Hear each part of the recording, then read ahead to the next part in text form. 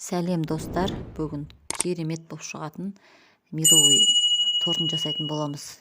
Бұл торт өте тез дайын болады. Сіздер де жасап көріңіздер. Ал ол үшін 200 грамм қант, 3 жұмыртқа, 1 қасық пищевая сода, пампушканың майының бір 150 граммын ғана қосамыз. Міне пищевая сода. Содан кейін бір 3 қасық бал қосамыз. Болды. Апарамыз да газға осының бәрін көпіртіп, жақсылап араластырып аламыз. Өздеріңіз видеоны соңына дейін көріңіздер, бәрі түсінікті болады. Қыздар, главный бұл жерде жұмыртқа пісіп кетпеу керек. Бұл жерде бал және сары май, пищевая сода жақсы еру керек. Және құмшекер де бар. Бәрін жақсылап араластырып, осындай көпірік болғанша көпіртіп араластырып аласыздар. Міне осылай көпірет болды. Газдан ала береміз, майы құмшекері ерсе болды. Осылай аламыз да үстінен ұн салып, араластырып, нан елейтін боламыз. Міне қыздар, көріп тұрғандарыңыздай. Өздеріңіз ұндарыңыз ыңғайына қарай, ұндарыңыз высший сорт болса, онда вообще жақсы болады. Бірінші сорт болса да ол күшті кетеді. Осылай лопатканың көмегімен араластырып тұрамыз. Лопаткаға көнбей жатқаннан кейін уже қолмен дастарханға қойып, елей берсеңіздер болады. Осындай қолға жабысатын нан шығады. Міне мен алдымда нанымды 6-ға бөліп, 6-ға бір 20 минутке холодильникке қойдым. Холодильниктен 20 минуттан кейін алып пісіре бастадым. Сіздер уақыттарыңыз болса жарты сағат қойыңыздар, 1 сағат қойсаңыздар да болады, одан артық қоймай-ақ қойыңыздар. Өте әдемі шығады. Жоп жұмсақ, ортасына крем жағасыздар, сразу дастарханға қоя берсеңіздер болады. Бір күнге түнге қойып ешқандай керек жоқ. Міне мен холодильниктен алдым. Астына фольга болды. Пищевая соған ұн септімді, үстіне жайып, міне формамен сразу кесіп алып отырдым. Әсел пешке табасына пісірдім. Менде әсел пеш, газдың пеш емес. Сондықтан 200-250 мен пісіре берсеңіздер болады. Бұл ауылда, үй жағдайында, міне ұнымды себем осының үстіне жаям. Содан кейін міне әсел пештің түбін төңкеріп қоям. Сөйтіп соның үстіне алып, сомен пісіріп алып отырды. Міне 6 ауыз шықты. Міне 4 қасық сметана, 4 қасық сгущенка шықты. Мына жерде менде измельчитель жоқ, сондықтан пакетке торттан шетінен қалған обрезкаларын алдым да үстіп оқтаумен үстіне бас майдалап қойдым. Қыздар, бұл ауылда қолда бар заттармен піскен медовый. Бұл медовыйлардың ішінде ең кереметі. Қыздар, сразу айтайын, сіздер жасап көріңіздер.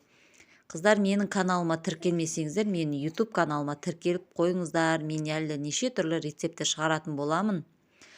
Видеоны соңына дейін көріңіздер. Осыдан кейін шоколадная молочная девочка пісірем. Молочная емес, бұл жерде шоколадная девочка болайын деп тұр. Өте қызықты рецепт. Қыздар, видеоны соңына дейін көріңіздер. Бір видеода 2 рецепт болады. Міне сметанамыз 20%-тік сметана.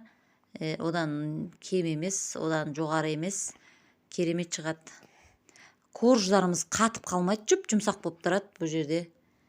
Міне айта алмайым, сөз жоқ, дәмді болып шығады. Міне крем бәрін жақтық.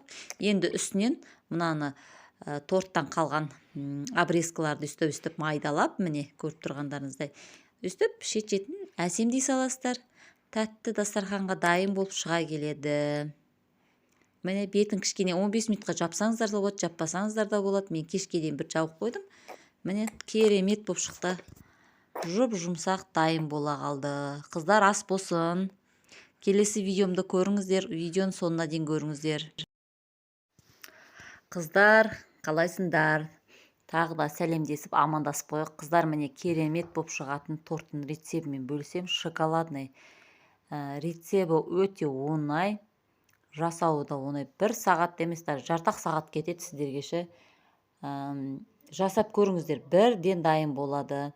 1 жұмыртқа, сгущенка, 1 қасық разрыхитель, ұн және 2 қасық какао қосып, нанды илейсіздер. Мен енді табам 18 ғана сантиметр, сондықтан менде кішірек торт шықты. Міне 1 қасық разрыхитель қосып отырмын. егер де сіздер көбейтем десеңіздер, көбірек істесеңіздер болады. 2 жұмыртқа қосыңыздар, 4 қасық какао қосыңыздар, тортым биік болсын десеңіздер, менікі әрине бұл балаларға, үй жағдайында, ауылда, барымен базар, менде сондай. Сондықтан мен осы жерде кішкентай ғана торт, балалар жегенге, шоколадный торт істеші дегеннен кейін осындай кішкентай ғана торт істедім. Міне, өйстіп лопатканың көмегімен аламыз. Одан кейін қолмен осылай илеп керемет, мына тестамен илеп көрсеңіздер күшті шығатынын қараңыздаршы, қыздар. Әдемі болады. Қыздар, пісірген кезде табаға пісіресіздер. Менде 6 ғана корж шықты, міне. Кішкентай табаға пісірдім. Ортасына вареный сгущенка мен сметананы қоса салдым. Міне күшті, тез ақтайын болады. Аласың, ортасына жағасың, дастарханға қойып жей берсеңіздер болады. Әдемі болады. Қыздар, менің видеом ұнап жатса, сіздерге лайк басыңыздар, комментария жазыңыздар, және менің каналыма тіркелмесеңіздер, тіркеліп кетіңіздер. YouTube каналым әрине. Міне сгущенка, сметана. Қыздар, бұл жерде менде вареный сгущенка, 2 қасық вареный сгущенка, 3 қасық сметана қостым. Сіздер бұл жерде жарты қасық какао қосып, эксперимент жасап көрсеңіздер де болады. Қыздар, әрине бұл шоколадный, одан сайын дәмін күшті келтіреді деп ойлаймын. Қыздар, менің каналыма тіркеле отырыңыздар. Әлде жақсы